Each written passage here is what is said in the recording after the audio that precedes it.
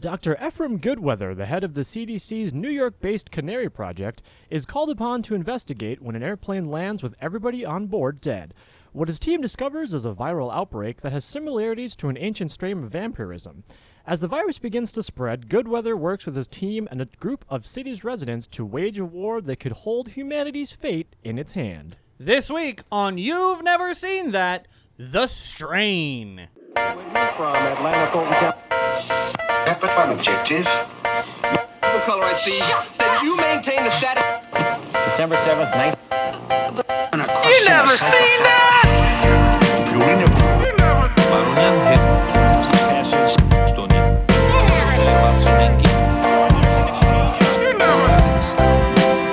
You never seen that!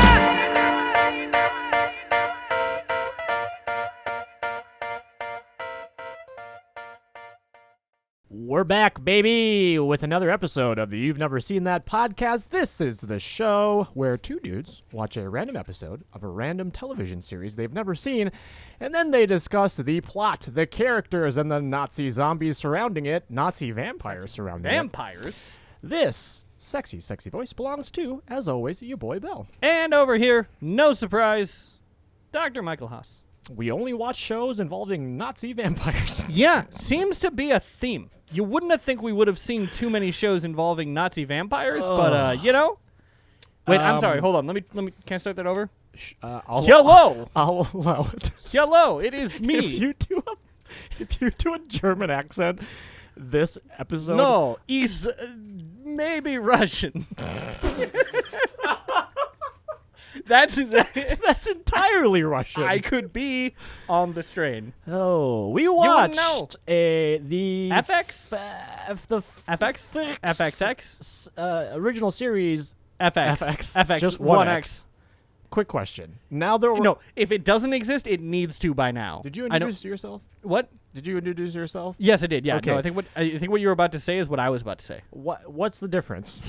No, well, so what I was going to say is, why hasn't Fox launched a premium adult content network called FXXX? Okay, we have Fox. Yes. Everyone knows what Fox is. Yeah. We have FX. We have FX. FX, yeah. And then there's FXX. Yeah. Can producer Josh? Yeah, well, can we get a fact check? While he looks that up, this episode of the just one check, podcast, just 2 checks. we watched the FX series, The Strain, Strain. Season 2, Episode 11, which was titled Dead End. Dead End. Do you happen to have it pulled up? Do you know, I'm going to pull it up right now. Do you know when this show aired? Because I feel like it's been out for a while, isn't it? This is Season 2. Season 2 is 2015. Yeah, okay, so like 6 years. So if you are a returning listener or watcher of the show, we have, oddly enough, had a string of sci-fi. We've watched what's the Mars one with the robot? Lost in Space. Lost in Space. Not Mars. It's one of the planets. We watched the Magicians. Yes. Ooh. Which I don't know if I'd call that sci-fi, but it was on the Sci-Fi channel, so kind of give it a pass. I was just gonna say, kind of giving it a quite pass. literally was on the Sci-Fi channel. Yeah. It was not a science fiction, but it was on Sci-Fi. So didn't we watch one more? That's like kind of what would The Strain. Before that. Oh. I feel like we've watched so Gravity much. Falls? Is it Gravity Falls? If you are a regular watcher or listener of the show, you know, it's random. Don't get mad at us. Get mad at producer Josh. Yeah. He's the one that does the thing. You know what I just realized? What's that?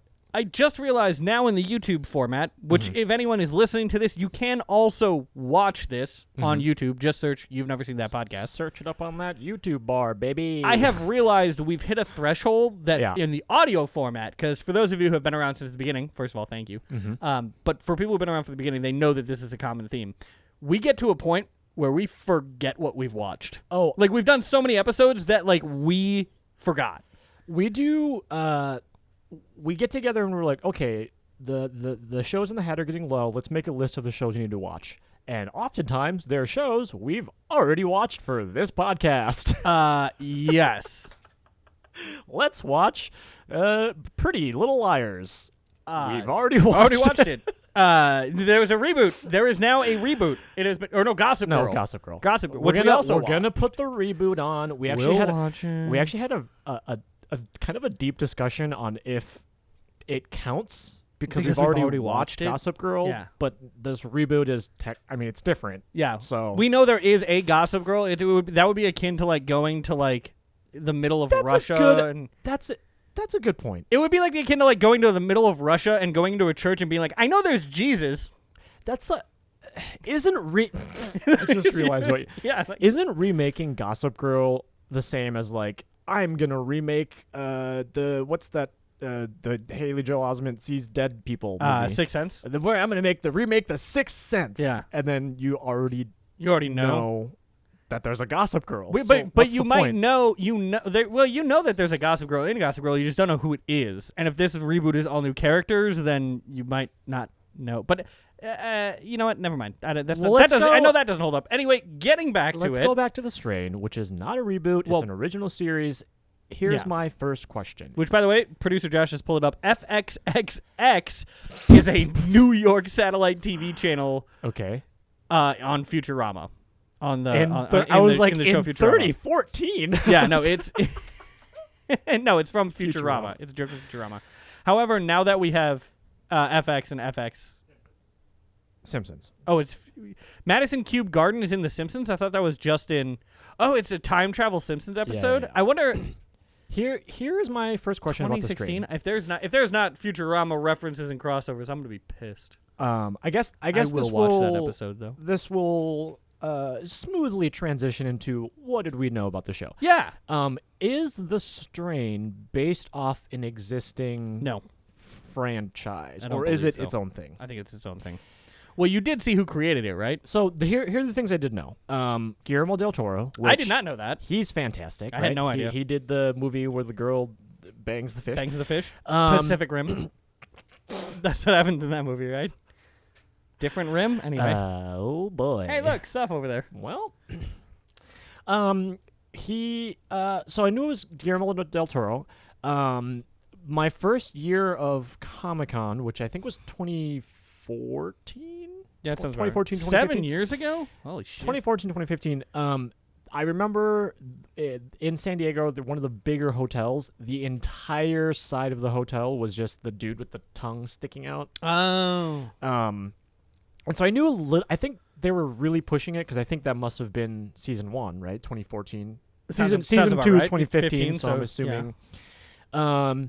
I knew it was kind of a sci-fi thing. I wasn't sure if it was like horror. Okay. And I actually know a lot of people that have seen this show. Oddly enough, most of the people that I've talked to haven't kept up with it and haven't finished it, but they're like, yeah, I watched. Is it over? I watched feel like season 1. I feel like it has to be over. The other thing that I gathered was that it gets pretty fucked up. Apparently, there's a lot of really fucked up things that happen in this. Here's the thing. I completely believe that. Only having seen one episode, I still completely believe that. I mean, other than that, like, I never watched it. I mean, otherwise we wouldn't be doing this show. I never watched it. I didn't really. I don't know. It ended in 2017. It looks like this kind of genre of like sci-fi horror isn't exactly my thing, so I sort of missed the boat on it. What about you? What was your knowledge of the show going in? Well, so as someone who enjoys other properties on FX, I've watched a lot of like It's Always Sunny. What was the other one that was on there? Not Breaking Bad. That was AMC. Around the same time frame. The there was a motorcycle one? Sons of Anarchy, yes. We also watched that. That was around the time. Podcast. That was around the time I was watching things on FX, and I feel like there was like an animated show that was on FX. Probably. I watched enough FX that I saw commercials for The Strain, so I knew about it. I knew it existed.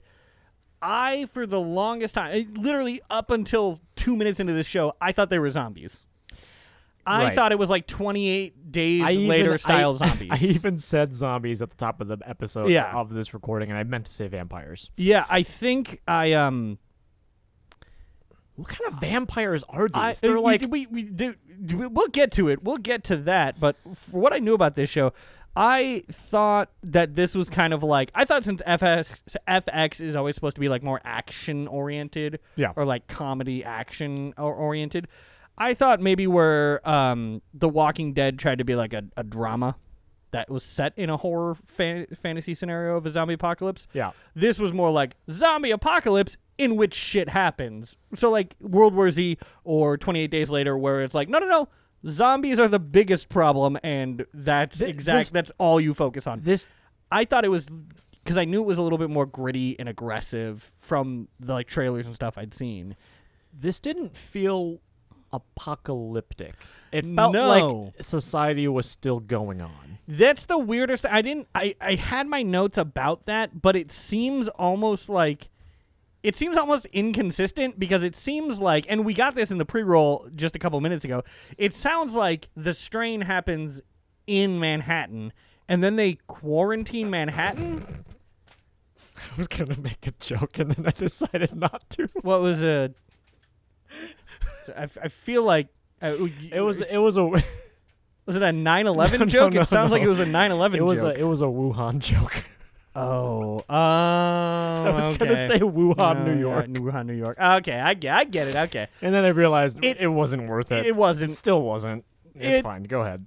It feels a lot like this show is like they quarantine off Manhattan, and the strain is running rampant, and the people who are stuck there aren't being let out, like the government is keeping them in. That's kind of the vibe that it feels like. So it's contained. It feels like this show is set within the containment field of the strain of vampirism.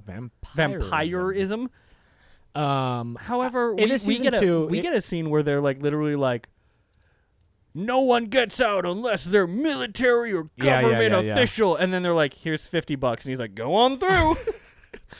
Which makes me think that if this were like an actual virus, it would not be contained. I mean, we're early. How many seasons total? Four seasons total. But we are at like the end of season 2. So I guess we're halfway. About halfway through the show. Yeah. We are.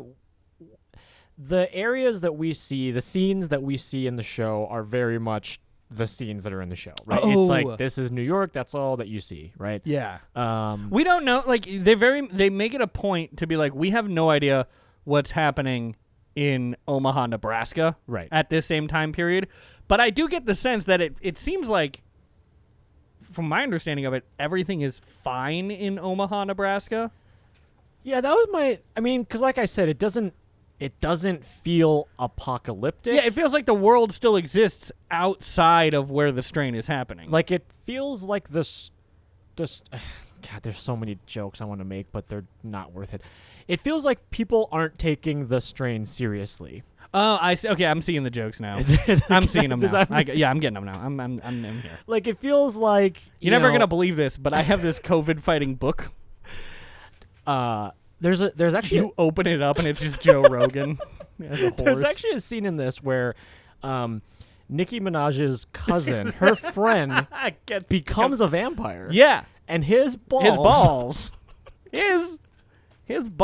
So stupid. People are gonna listen to this like in 2 years and be like, "What the fuck was he talking about?" This happened like 3 days ago. This was a tweet. I still don't know what's happening. Nor do I. Anyway, Nicki Minaj like met with President Biden over her friend's cousin's balls. Her friend's cousin from Trinidad. Yeah, I feel like I really like. Somebody tweeted and was like, "We live in a South Park episode." And I was like, "It's not wrong, oh, man. It is not wrong." So let's talk a little bit about the audience of this show. Right when I say it, producer Josh pulled up a picture of the South Park balls. Let's talk a little bit about the audience of the show. Who is this for? It's pretty. My question is, it's pretty violent. Yeah, and like.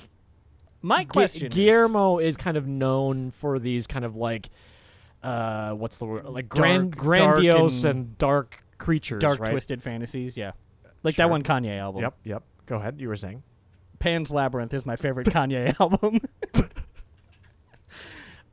So I That's think where the joke was going. Guillermo del Toro has a very specific image. He has a very specific style. He's kind of considered to be like the modern father of monsters. Oh yeah, and he's amazing at what he does. I mean, even the kind of the scenes that we get here where we do finally get to see the vampires, like it's pretty dope. Yeah. But anyway, as I was saying, who do we think I think the strain is for? My question, before I say who it's for, do you think that this show is for you? I mean, knowing what we know about where it goes, I want you to do two things. I want you to say, if someone pitched this show to you, like if you were walking on the street at Comic-Con and someone was like, oh, you see that giant building? Here's the thing. This is People what the show is about. did pitch that show to us. And when you because heard, they pushed it so hard. I think I have a strain fanny pack at home somewhere. And when you heard, oh, that was when we were living together. I remember this now. Yeah. Yeah, you did come home with a shit I was like, ton I don't of know. this Strain Someone just swag gave me here. this. You're like, I don't know what this show I is. also have a fidget spinner that says The Expanse. I remember that. A lot of the shows on this podcast are from Comic-Con swag. Okay, so someone pitches this show to you on the street. Does it sound like something you would be interested? Now, after having seen one episode, this is kind of jumping ahead. Do you still think that this is geared for someone like you? I will say two things. That's good because I asked two questions. So I would hope if you answered just one, it'd be rude. I'm not a rude person.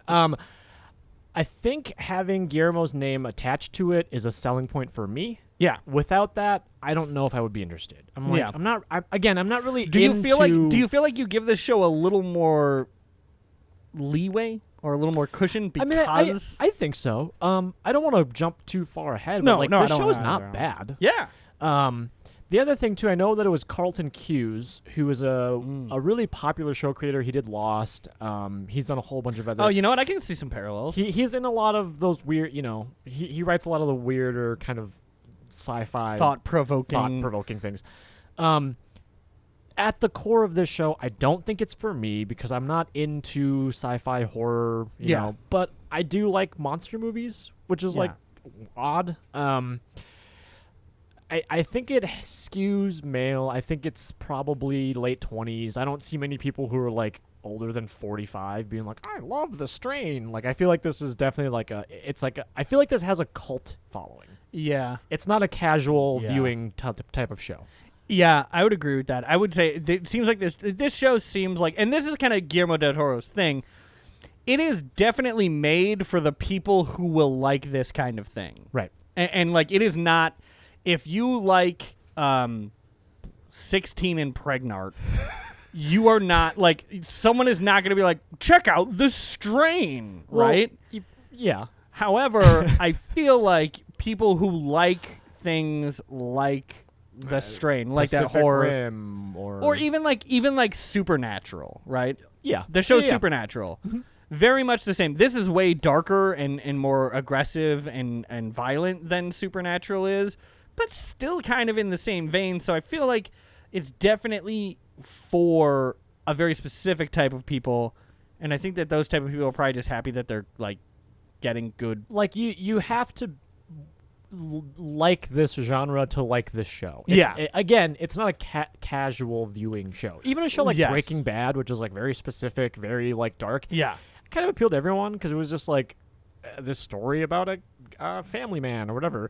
Where this is just like everything's dark. There's crazy ass vampires. A bunch of people die, and it's super violent. I feel like if someone walked up to someone and tried to sell them Breaking Bad, they'd be like, "Do you like intense dramas with a lot of emotional appeal and high pressure situations that have you on the edge of your seat?" And a lot of people would be like, "Yeah, I do like that. Yeah, that's fine. I do like that. Let me try it out." And then they casually watch that. And then they watch Breaking Bad. You can't go up to that same person and be like, "Do you like Nazi vampires who fucking suck people's blood out after they get them drunk and then they destroy New York and then they absolutely, like, there are people trying to escape a fucking hellish war zone nightmare of wild vampires." Who is this guy? That guy came up to me. I'd be like, "Dude, no." I would be like, chill. Yeah. Like, I would be like, here, take my money. I don't know. Like, I don't have please, any. Please. Please, leave me alone, sir. Why do you look like Guillermo del Toro? This isn't a production company. I can't help you. That was your Guillermo impression. No. I can't do that without getting canceled. No, I can't. Oh boy, I can't. we are woke. We are Legion as well. We are also Legion. Legion. That's That's the the show. show. That was the show. Legion was the show. I knew we did a string of sci-fi. Ah, we really did. Man, I'm having a great time. Yeah, this is good. It's a good show. It's not a bad show. I'll give it that. Let's. Okay, I took a look at the character list, and I was okay. I was overwhelmed, and then I realized very quickly that the character list that is on the IMDb page for this episode, a lot of these people aren't even they don't even show up. Yeah, we have talked about this before, where cast you and I take notes very differently. Oh yeah, you look up the characters ahead of time. You want to know exactly who you're looking at and what you're who's relating to who. Right. Me, I just fucking go for it. Can't do it.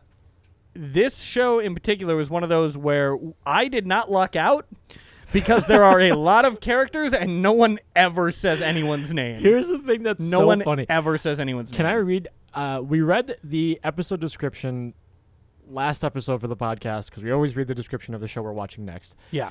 The episode description of this is, I remember, so funny because we read it and we're like, all of this sounds fake. The episode description is Gus helps Guptas across the border.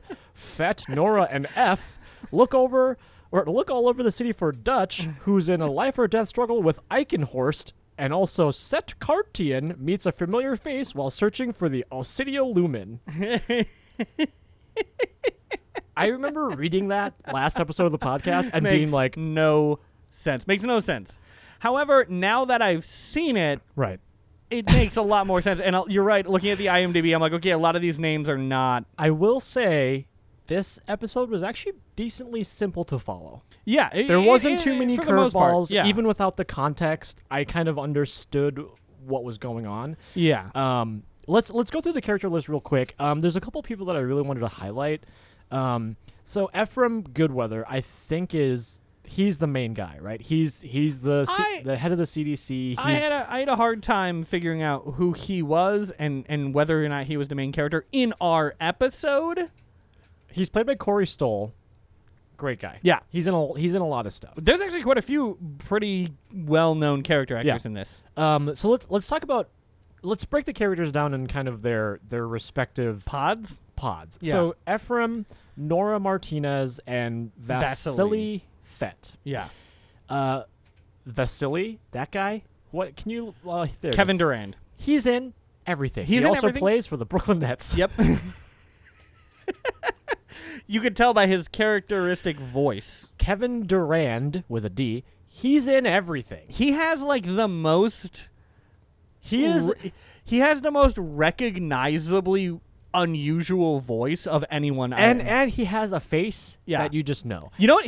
I would put him in a category with Edward James Olmos. Oh yeah. Where you hear that voice, and you're like, I know exactly who that is. Here's the thing. I've always made jokes about my dream is to be in Hollywood or music. Yeah. But in a position where no one knows who I am. I'm the bass player for Katy Perry. Yeah. No one knows who I am. Yeah. But I'm up there every night playing the bass parts, right? Yep. And then Friday night, something tabletops. Wait, you gotta stop because if we go any further, we can. Yeah, that's right. No, but then you can go. But then you could walk into a Whole Foods and no one would know. No one would know. No one would walk into a Whole Foods and be like, "Hey, it's Kevin Durand." You'd be like, "I think I know that guy, but I don't know from where." He can exist in the world, but he's also in everything. And I feel like depending on the light that's hitting him, he might be mistaken for the wrong person. If the light's going one way, someone might be like, "Hey, that's Elon Musk." No, wait, no, it's not. That's actually funny. Not. He does kind of look like Elon Musk. He does. But I feel like then if he looks the other way, people might be like, "Oh, he looks like Joseph Gordon-Levitt in Looper." No, wait, no, that's not. So we have Ephraim, Vasily, and Nora. They are looking for Dutch. These words have meaning. These aren't just words. They are the people that work for the CDC. Yeah. I think. We at least know Ephraim works for the CDC. Right. Let's see who else we have. Let's talk about Dutch. Dutch is a what we now know Dutch is Vasily's girlfriend, wife, some relationship. Yeah. She was Quarantine Bay.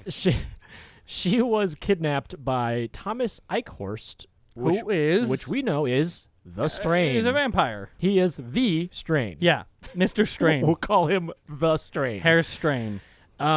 He is a Nazi who we now know is like 1,000 years old, maybe. I'm confused. I think he's very old. I think he goes further than the Nazi Germany. That doesn't make sense though, because why would he be? Because we kind of see him. So he's the villain, and this episode is like unique in that it's almost like his origin story. Yeah, like we see how he becomes a Nazi vampire. Yeah. We don't know if he was a vampire prior to being a Nazi. I feel like it seems like there's a okay. I'm going to say this without jumping too far ahead. It seems like it's a very Guillermo del Toro thing to be like he was a monster because of his beliefs that then became a fucking monster. Like that's a very Guillermo del Toro thing to do, which has me question whether or not he was a vampire previously. Maybe because if he was a vampire previously, do you think he would be why would he be using his vampire? Yeah, why would he be why would he be so susceptible to Nazism? And also, why would he be like, I want a wife and family? If this is the episode where we learn about him, yeah, how did it take 2.5 seasons to get here? Right. Well, I mean, at very least, he might be like a season 2 villain. So there's other strains. I'm gonna call them strains. Yeah, there are other strains. I know that. That's very confusing. You know what I mean. It's fine. No, they have no idea what you mean. We barely know Let's talk about the Guptas. So we have Anya Gupta. Yes. Who is the daughter of Naren Gupta. Yeah. Anya, Naren. We also have Guzman, who is also known as the Silver Angel. Angel Guzman. Oh yeah, sorry, that's what I meant. And then we have because we also have Gus. Gus, yeah. So this storyline involves them crossing some border into safety. I'm not entirely sure how this entire storyline even fits with everything else we saw. Okay, so this whole storyline, Josh just pulled him up. Josh just pulled him up. Yes. Yep. That's I knew that's where we knew him. It took me to not the first scene. The first scene I was like, God, fuck, I know the guy who plays Father Gupta. Yeah, he is a recurring character in Kim's Convenience. Kim's Convenience. Yes. Back to my point. Mr. Meta. This Kim's Convenience. This episode seemed very much like this is A, this is B, and this is C. Yeah, very much. This whole storyline. I feel like that's even it. To me, it seemed more like you have like the strain, right? Yeah. Which is on Earth. Yeah. Then you have people trying to escape the strain, which is in a completely contained but close world. So it's like the moon. Okay. And then you have 1930s Nazi Germany, which is like Mars. I don't know how these people even interact with the rest. Oh, real quick. Do you think there's ever a moment where any of the Gupta family or Gus meet Ephraim? I mean, I'm assuming they all probably know each other, but this is one episode where those storylines were just completely different. Separate. There's also one more person in this storyline that you won't even know who I'm talking about. Eve. Huh? Eve is the mysterious black woman who shows up out of nowhere in her fancy ass car and then just like gets them to safety. Yeah, she pays a guy. And then I have notes on when we meet her, but she shows up. I don't even think she has a line. She just like shows up and looks badass and is wearing all leather. I don't know. Yeah. I will say this is kind of like a Guillermo del Toro thing that I very much enjoy. We have the classic stepping out of the car scene with Eve. Yeah. However, she's not wearing like a knee-high leather-heeled boot. She's just wearing like a comfy stretch quarter booty. Yeah. Like this is Skechers. Wait, we're missing 2 other characters. Oh, yeah, there's are you talking about Abraham? Yes. So this is the other kind of storyline is Abraham. Oh, shit. This storyline is like Io. Like, it's like Jupiter's moon Io. Like, how the... We have Abraham Rudyard. Yeah. And then, I guess... Not the Cardinal? I guess Alonzo Cream? He's the guy that buys the book. We'll Yeah. get into that. Oh, now I feel like we're jumping all over the place. We missed one person who's kind of, I think, just obviously important to this episode, which is Helga. We'll talk a little bit about her. Oh, yeah, okay. She's part of the Nazi Germany backstory. Nazi Germany backstory. Well, I think that's everybody. So Abraham, Rudyard, and Alonzo in a little bit at the end sprinkled in. Their storyline is apparently there's some magical book that tells people how to kill vampires. It's called the Lumen. Lumen. Oxidio Lumen. They just call it the Lumen. Yeah. But obviously it is important. Yeah. For some reason. So like I said, when I looked at the original cast list, I was like, holy shit, there's way too many people. And then as I started watching, I realized like a lot of the characters listed on the IMDb are not in the episode. And then also the stories are segmented in a way where like you know which plot you're watching. Yeah, there is no overlap. It's nice to have someone like Guillermo del Toro as an executive producer on this, because while I'm assuming as like a creator and executive producer, he's probably never there, right? He's probably like not standing there every day directing. I mean, do you know how many things Kevin Hart is an executive producer on? Exactly, right? He doesn't know what's happening. He just puts his name on it. Maybe Guillermo del Toro shows up for the first day of shooting for season 3, or I actually think Kevin Hart might produce this podcast. We wouldn't know. I'm not sure. He just shows up. Producer. He shows up at the end of season 3. Producer, you can bleep that. Kevin Hart does not. He has a couple cameos at the end of season 3. Yeah. No, but it's nice because. At least Guillermo del Toro, like his production companies, his brand standards, all of those things that he has at least somewhat reflect in this show. I think that it could also be episode specific though. Yeah, I guess, but it does. I agree with you. It does very much. Okay, wait. It looks like The Strain is a book by Guillermo del Toro. 2009 vampire horror novel by Guillermo del Toro and Chuck Hogan. So there you go. All right. So Chuck Hogan is the guy. Well, the more you know. The more you know. I'm assuming we'll get that graphic up here somewhere. I figured that one was probably pretty easy, right? The head shake by producer Josh. Let's dive into the plot. The first thing I want to say about the plot is I am going to do something new. Okay. Moving forward. Okay. Whenever we watch a show, and it starts off with previously on show, I'm gonna say no. No, I'm just not gonna watch it. It is. I'm just gonna say, previously on a show that I've never seen before, I'm not gonna watch you. It doesn't help. It stresses me out. There's so much information and it happens so fast. And the best part is I get so mad. The previously on really only probably tells you the previous couple episodes. Oh my God! There's a sniper on the roof, and it's then it's not. Oh shit! I forgot about the sniper entirely. Yeah, there's a sniper on the roof, and then all of a sudden the guy. I thought it was time travel. Now I know I it's thought not. it was time travel too. And then there's the thing that comes out of the guy's mouth, and you're like, yeah. And then the episode starts. Yeah. So I'm gonna do something new. Yeah. And I'm just gonna say, no, I'm not watching you previously on. I'm gonna skip you and figure this out myself. It kind of puts me at a place where like I'm trying to think of an apt analogy, but I can't. It would be like, oh, you know what? It would be like if someone dropped you into the Return of the King. I'm just waiting for this analogy. If someone dropped you into Return of the King and you're like, wait, hold on, give me a catch up, and they were like, oh, okay, some fucking trees walk. Now watch the movie. Like that's much more beneficial than them being like, well. And then they try to tell you everything. Right, yeah. Like, I don't, like, the sniper rifle thing. Probably not important. I mean, it seemed very important.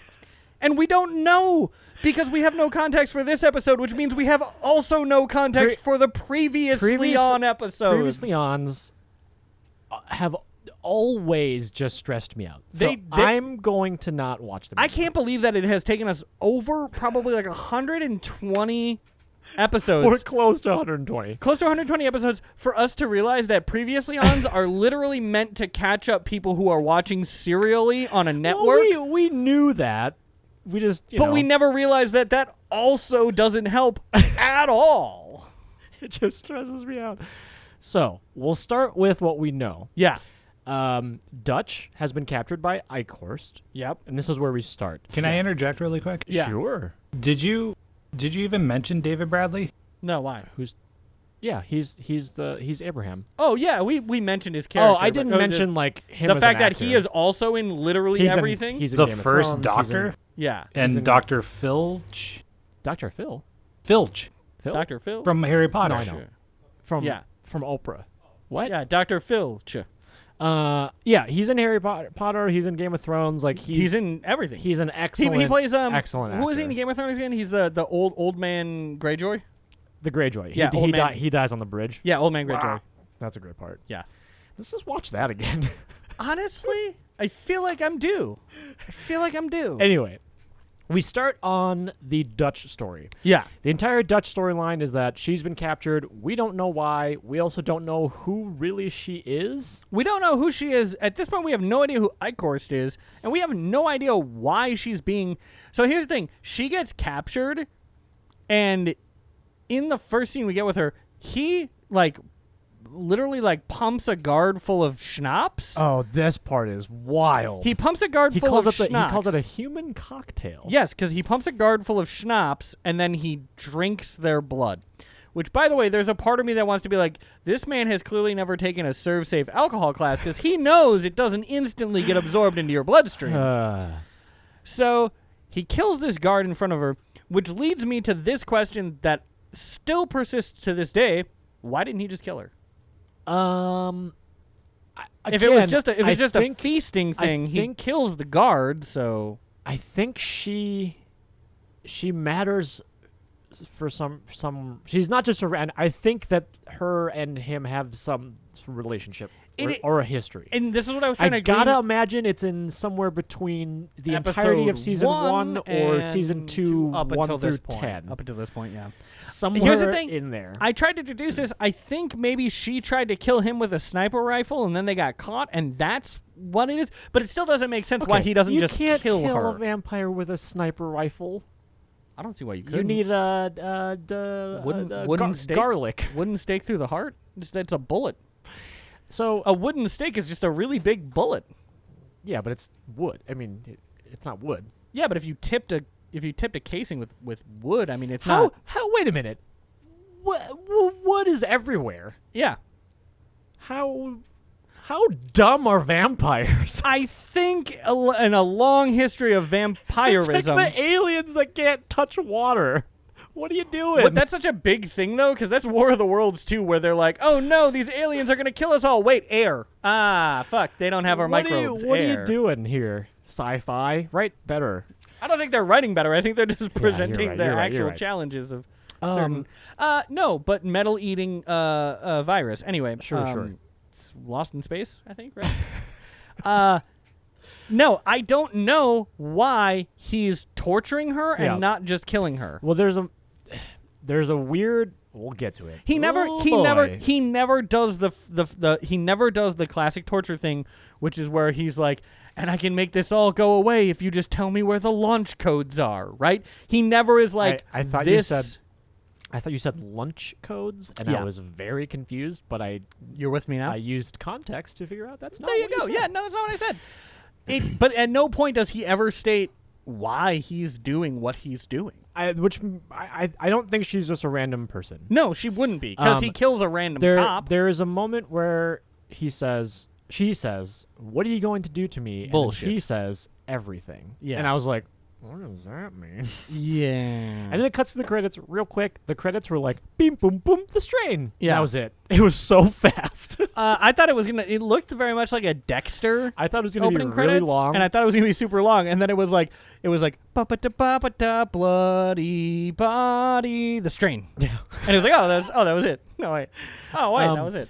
So the other part of the Elkhorst Dutch story is that I call them the A-team. The A-team being Ephraim, Nora, and Vasily. Yeah. Are trying to break into this hotel where They're trying to find. they're trying to find and break into this hotel where they know is where she's being held. because they eventually do find her.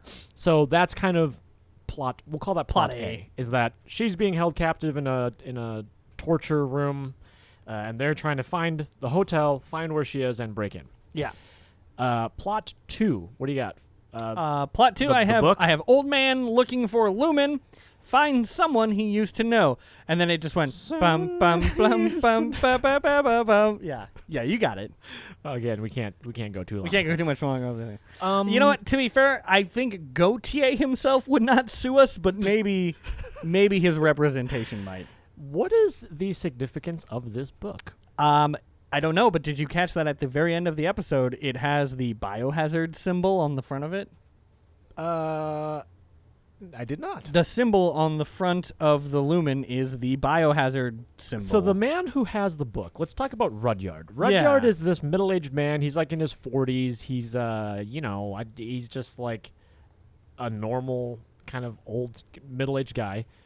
Has this book. Yeah, look at that. And right then, there. Oh, yeah, that is right. It is the biohazard logo. But he has a history with Abraham. Right. And Abraham apparently has a relationship with this guy's dad and saved him from something. Yeah, this is very confusing. Because we open up on Abraham bound to a chair. Yeah. With the book in front of him. And he's pleading to Rudyard to give him the book and not give it to someone else. Yeah. Rudyard then realizes, this book has value. I'm going to sell it to the highest bidder. Yeah. Question. Yeah. Who the fuck is Rudyard? That is something we don't know.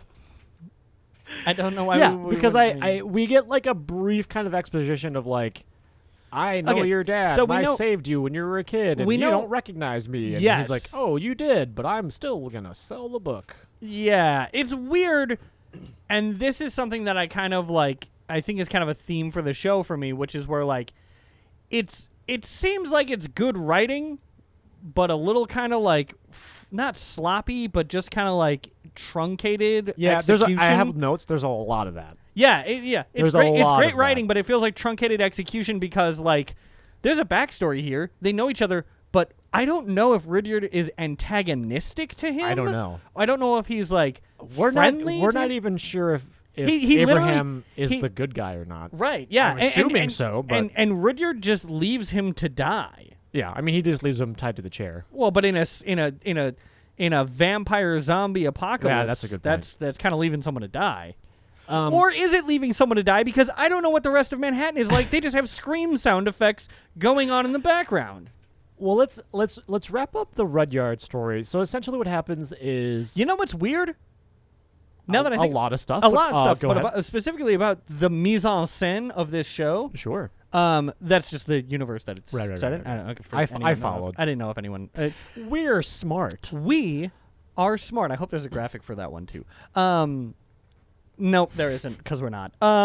No, it reminds me of like Bright. You remember Bright on Netflix? Never watched it. It kind of reminds me of Bright on Netflix, where heavily promoted at Comic-Con. Yes. Bright went the other way, where like you could not look anywhere on screen without being reminded like it's southern, it's the like rough streets Chicago or of something? No, it's Southern California. Oh yeah, it's the rough streets of Southern California, but instead of different racial gangs, they're different species, right? Like that was Bright. This almost went the other way, where it was like it's supposedly quarantine New York, where like people are dying and there's like riots and gunfights, but like you never see any of it. It's just always off camera. We assume it's there because we hear windows breaking and screaming and stuff, but we never see any of it. I was going to make a joke about it being sponsored by that energy drink, but bang. Damn it. I couldn't think of it in time. I was going to say it, close. and then I couldn't think of what the... no, it's too late to go back. It's too late. So Rudyard says, fuck you, not going to give you the book. Yep. I'm going to sell it to the highest bidder. Taking it in, off. Which is a guy named Cream. Alonzo Cream. Cream. Here's the funniest thing. He takes a regular ass cab.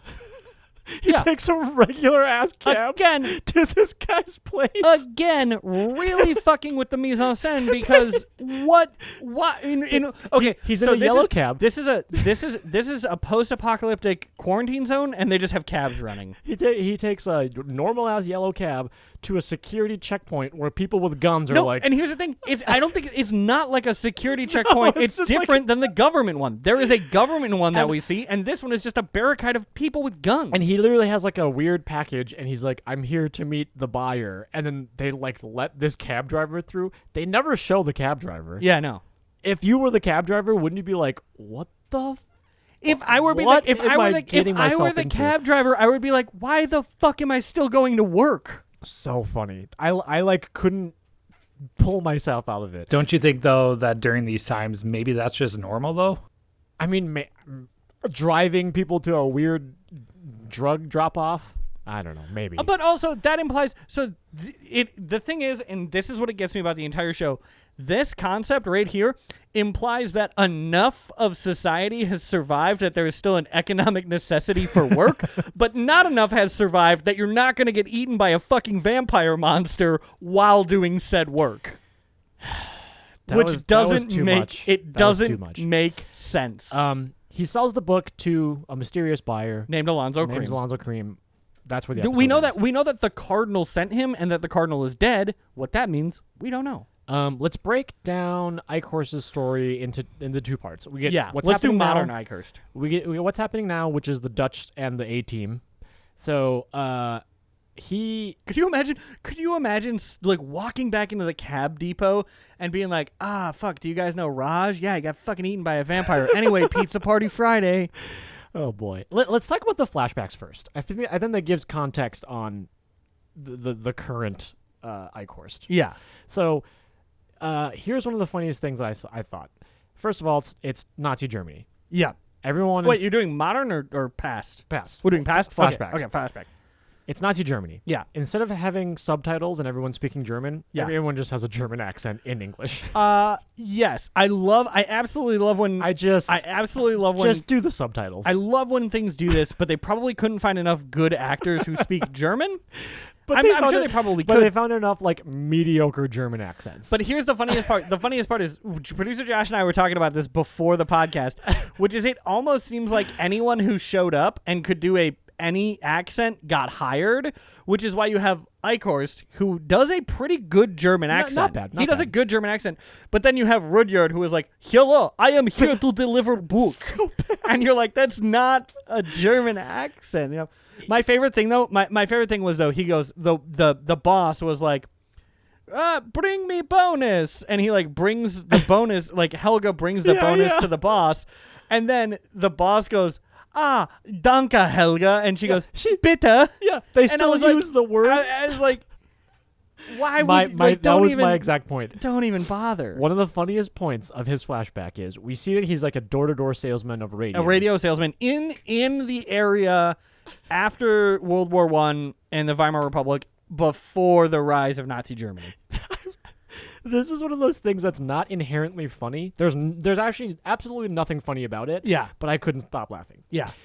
He sells a radio to this woman. Yeah. And she's like, "Oh, this is great. Signs the paper." Her husband walks in and is mad because they can't afford it, and he goes, Yeah. "They're laying people off at the plant." Yeah. I was just like, that is the most like generic, like we can't afford the radio. There's so They're much. laying people off at the plant. That's another perfect example of like where I think the execution is so truncated. Like if Guillermo del Toro were sitting there himself, he'd be like, no, don't do that. There's nothing funny about that line, but it's just so like It's the chief is up my ass about being laid off in like the time before give me your World War badge. II. The chief is up my ass. Oh my god, I paused and laughed for like 2 minutes, and I was like, this is so ridiculous. The best part is he looks at his wife and he goes, we can't afford that. They're laying people off at the plant. And then he goes, it's just 2 Deutschmarks a month. Like, it's really not that much money. Yeah. And then he was like, there might not be any money. And then he like rips up and walks out. And I was like, So here's my other gripe that I have with this type of stuff. Uh-huh. So he asked Helga on a date. They work at the same place together, and he asked her on a date. So Helga is the receptionist at their office. They're at a bar, and a Nazi gets up on a table and I don't know if starts... this is supposed to be the beer hall Butch or not, but it's... So some Nazi gets up on the table and he starts harping about how cool being a Nazi is. And he's like, being a Nazi is cool. Yeah. Josh, don't cut that into, make sure that's in context. I cannot wait for you to run for fucking governor because I'm going to make a lot of money. Josh and I just made a lot of money. Nazi is cool. Here's my thing. That's it, Josh. Cut the feed. The ship is coming. When they leave, God damn it.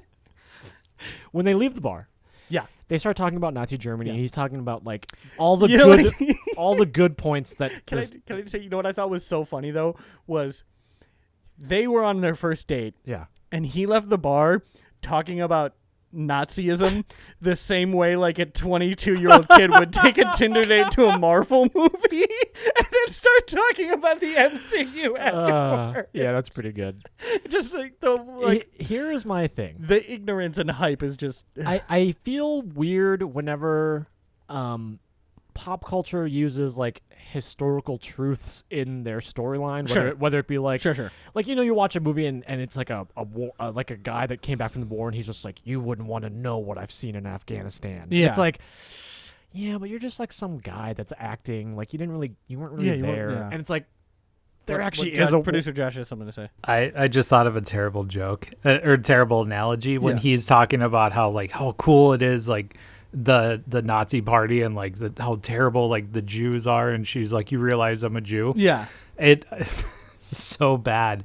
But I was thinking like in comparison, like, oh, the MCU is so cool. DC fans are just terrible. And then she's like, well, I'm a DC fan. I really like really like what Kevin Feige is saying about rounding up all the DC fans. But as I was thinking that, I remembered the end of the episode. I'm like, that is terrible. It is terrible. We know what happens. So we do know that is kind of the twist that happens at this moment, is that he is talking about how great being a Nazi is.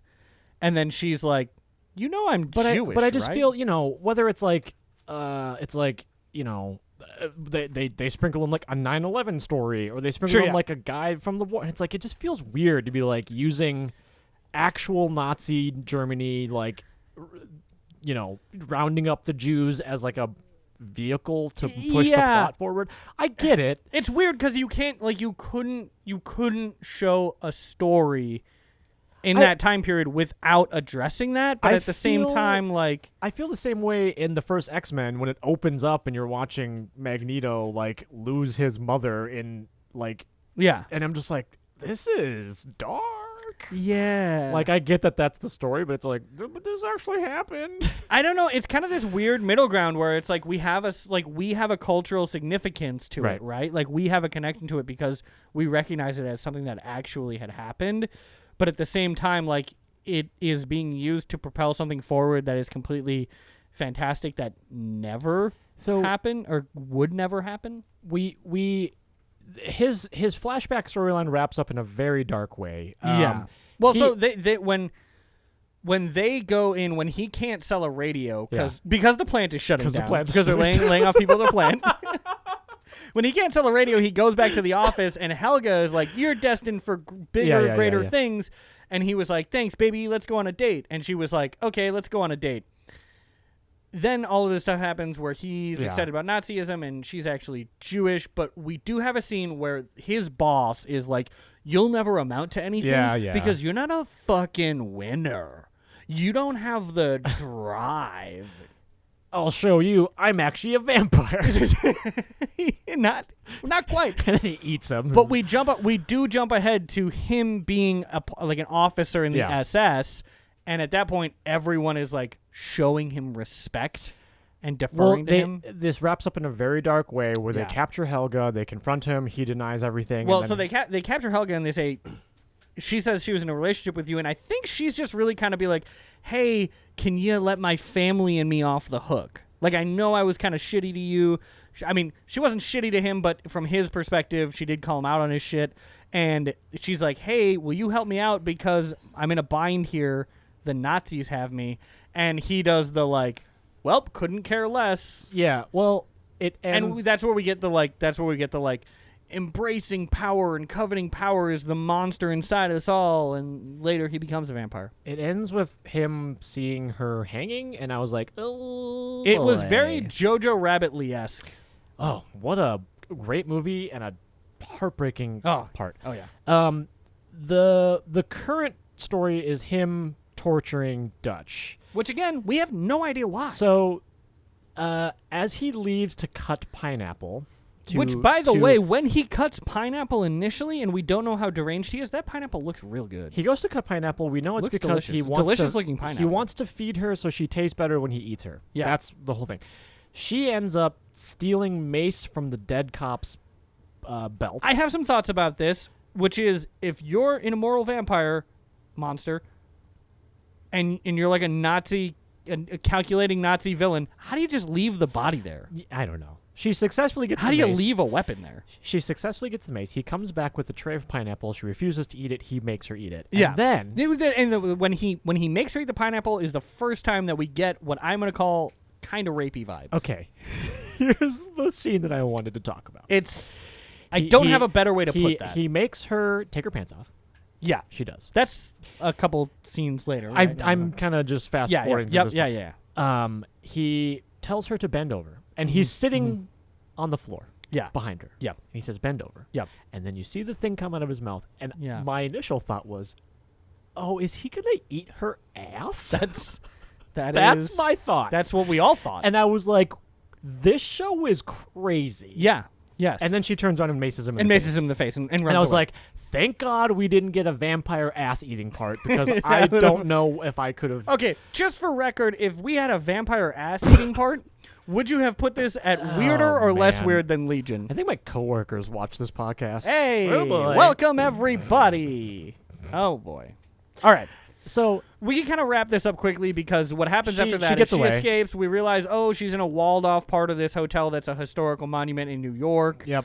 She can't escape because it's all walled up. But the A-team. But the A-team breaks in and finds her. We also know that, like, why does Vasily know so much about New York? real quick thing I wanted to point out about Vasily. Vasily? Where's he from? I have no idea. Where are you from? New York. He's from New York. What is that accent? Brooklyn. Is it a Brooklyn accent though, or is it just like he just did it? He just did it. He just did it. Whatever was on his mind. He walked in that day and realized everyone was doing shitty accents and was like, I want to be a part of this. They hear her screaming. She gets away. They end up finding her. He breaks through a brick wall. They find her. Yeah. They get away. Yes. One part that I want to talk about. Sure. They find her in the hallway with the vampire. He throws a grenade at them. From my understanding of it, throws a grenade. From my understanding of it, it is a glitter and light flashbang. It's like a concussive grenade, but I think the light would I just fuck thought with the vampire. thought that it was funny that my he's initial reaction was that something about the frequency of light that a flashbang gives off. Maybe it's the glitter involved because there was glitter involved. a little bit. Whatever. I mean, the fuck it was- vampires and glitter. Yeah, they notoriously. just- yeah. Let's talk really quick about the last plot point that we kind of glazed over. We kind of glazed over because it doesn't really affect our episode a whole lot. Gus is like a hot guy. Yeah, he's a hunk. He like leads a group of Hispanic people across the border to safety. You're just giving us stuff for blackmail at this point. What? They are Hispanics. No, I just meant the border crossing. What? Isn't that what they're doing? I'm just what saying he's doing? I'm saying we could supercut that, and it would be. I don't really understand this entire. This storyline. It sounds like, and I assume this is probably the case. Everyone caught in the quarantine zone is probably trying to get the fuck out. Okay, so he is leading people to safety. He is leading the Gupta family to safety. I don't know if he's part of like a network that leads people to safety, or if he's just helping out the girl he wants to bang, or whatever. He does. They do bang. The daughter Gupta. Yeah. The one thing that I want to wrap up with this part is, they show up to the border. He doesn't have papers. They don't know what to do. Eve shows up. Yeah. Does her magic. They cross. Yeah, gives them and then money. when they leave, it is so goddamn funny because they get in the car and for absolutely no reason, she peels out. Yeah. I laughed so hard. It's because she's a boss bitch. Everything she does is she boss bitchy. She could have easily just went. But it's like peel out. It's just funny how like they pick certain things like that to be like, no, it has to be a peel out. She can't drive away. But they're like, let's completely fucking gloss over this backstory. I don't know who Eve is. I don't think she has a single line. No. She shows up as a badass. And She shows up as a badass and leaves. That is the episode of The Strain. That's The Strain. Yeah. Here's my question for you. Yeah. Who bangs, and who dies? Okay. I think there's a lot of that. I think there's a lot of banging, but I'm going to leave it off the table because I think everyone we know who bangs, obviously. Everyone who bangs, we know. Like it's like we saw Gus and Anya bang. Anya Gupta. What about... We know that Vasily and Dutch are... What about... Ephraim and Nora? Maybe. Probably. I'd buy it. I can't tell if they have a relationship or the not. cast is set up that way. Right. I believe it. So dying though, that's the one I want to get to. Who dies? Of the people that we see. You think Vasily dies? Vasily? I could see that. I could see that. I could also... I don't know. This is based on nothing. I could see Gus dying. I could also see Gus dying. Don't know who he is. Or I could see Angel dying. The Silver Angel. Angel. He's great. Angel. Angel. The Silver Angel. I think FX, there's going to be a lot of banging. There will be a lot of banging. There will be a lot of dying. It's FX. I do agree with you that of the characters that we see in this episode, somebody's dead. Somebody has to die. Dies. The real question is, do they get turned into a vampire? Can you turn people into vampires in this? I think that's how it works. Is that why confusing vampires and zombies? Maybe that's why he snaps the cop's neck. Maybe because he kills. Oh yeah, the cop. I guess I didn't. Yeah. There's a lot to think about when you watch this episode. Yeah. What were your final thoughts? How did you feel? What do you think about this show? I think the show was good. I think this show kind of falls into like a weird spot for me where like this is not the kind of show I watch frequently. It's not that I don't like shows like this. It's just not one that I go out of my way to watch. Like I liked Supernatural, but Supernatural is kind of tame compared to this. Sure. I like action, but I don't really like horror shows. Like I never watched like what's the one that's so popular on FX? American Horror Story. American Horror Story. I don't watch That's it. an anthology, so it's different. Yeah, but I don't. I've also never watched it. It's like a drama horror suspense. I don't watch it. Right. I think that like this is one of those things where like I think it's probably really well written. Again, like the idea of Guillermo del Toro taking like the real monster isn't the fact that he's a vampire, it's the fact that he's a heartless Nazi.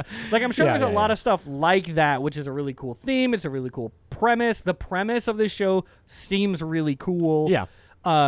The acting in this show is really, really good. Mm-hmm. They got really good actors. The guy that plays the bad guy, you hate him. He's so good. You're There's supposed a scene, to. the pineapple scene with Dutch and Eichhorst is so well done. Yeah. Here's the thing, though. There are other scenes where I feel like they shot it, and like the director, like if it were Guillermo del Toro, he would have been like, we can do it better. Because it's a made-for-TV production, they're like, moving the fuck on. Yeah. Same thing with like Rudyard's accent, right? They're like, can you do an accent? And he's like, hello. And they're like, cool, you're German. That's enough. Yeah. Cool, you're German. I think for that reason, I don't think I would watch this show, but I like the idea of this show. Mm-hmm. And then watching the actual show, there are some things that really took me out of it, like they're laying people off at the plant. That was the funniest part of the whole episode. For that reason, I would say man. I'm going to give this show like a 7.7, 7.9 right in there because I think it's good. I don't think it's for me. And I think if this were like 2 movies directed by Guillermo del Toro, they would be great movies. That's actually a very good point. Yeah. I feel like this is a weird thing to stretch into a whole series. It might be better as a movie. What do I know? I've seen one episode. I've already said at the beginning, I'm not into sci-fi horror. It's not my thing. I am a big Guillermo del Toro fan. I'm a big monster movie fan. So this is a weird intersection of like... What was the other one that Guillermo del Toro did? Monsters, Inc.? Was it worth it? It was. Okay. It was. I wish I'd thought of it an hour ago, but it was. This falls into the category of shows that are good, well acted, well directed. Yeah. There's not much I can say that's bad. Yeah. I'm not gonna watch it. Writing's a little rushed, but It's not for me. I'm not gonna watch it. yeah. You gave it a pretty higher score than I thought. I'm gonna give this a 5.5. Oh, okay. It's there's nothing wrong with this show at all. I think I rated it higher because I wanted it to be better, and I think if Guillermo del Toro actually made it, it would be a lot better. Yeah, I mean, there's absolutely nothing wrong with this show based on the episode that we watched. I totally see. What show did we give just a 5 to? Was it Young Sheldon? Yeah, because nothing happens in that show. It's just nothing. This is better than Young Sheldon. Only half a point. I don't know. I think that there are things that make it interesting that I would make. Obviously, the selling points being the creators and directors that like those names attached to it make it interesting. Yeah, but it's not my thing. I see the appeal. I get why people like the show. I understand why there's a demographic. Yeah, I'm just not part of it. Five and a half. I would like to watch this show just to find out what the fuck happens. Like, I want to know if it like we know the magician falls off. Yeah. I wonder if this show like falls off because it's already so absurd. There are a lot of people that I've talked to that say they've watched the first 2 seasons and didn't finish. Yeah, interesting. That was our recap show of The Strain. Producer Josh is going to reach into the hat and pull out the show that we are going to be watching next week. If you are a new listener or viewer, thank you. Thank you. Make sure you hit the subscribe button on wherever you're like listening. and subscribe. Or on the YouTube page if you're watching. And if you're listening, go watch. And if you're watching, go listen. The best thing you can do for us is... Or tell friends. Tell a friend. Tell a friend. Go back in our catalog, and if there's a show that you like or you know someone that watches the show, have them watch the podcast. If you know someone who's a huge Gravity Falls or History Channel's Vikings... Send them your way. There's 100+ episodes of this stupid podcast. Follow us on the internet, Facebook and Instagram at YNST Podcast. Do all the things. Tell all the people. Producer Josh, what are we watching next week? Well, it's finally happened. Oh, God. Is it Handmaid's Tale? The next episode we're watching is Handmaid's Tale. Handmaid's Tale. Handmaid's Tales. I am very excited because this has been in the hat for so long. You could tell that we were waiting for it because you said it happened, and I was like, I know it. I know exactly what you're doing. I've been wanting to watch the show so bad. Everybody watches this show. This is a Hulu show? I believe it ended up being a Hulu show. Okay. What season? What are we watching? Roll the dice. Season 1. Oh, here we go. I like it. I'm thankful for this. I'm glad because I'll probably go back and actually watch this. Episode 4. Season 1, yes. Episode 4. Let me get a quick... they changed the way they do everything here on IMDb, and I am not a fan. Okay, Season 1, Episode 4 is titled... Oh, gosh, it's French. What the heck? Nolite de bastardes carbonandrum. You know what? You got close enough for me. Close enough. Carborandorum. Nolite bastardes carborandorum. That is my favorite thing at the Olive Garden. Punished by... Do you get it with chicken or beef?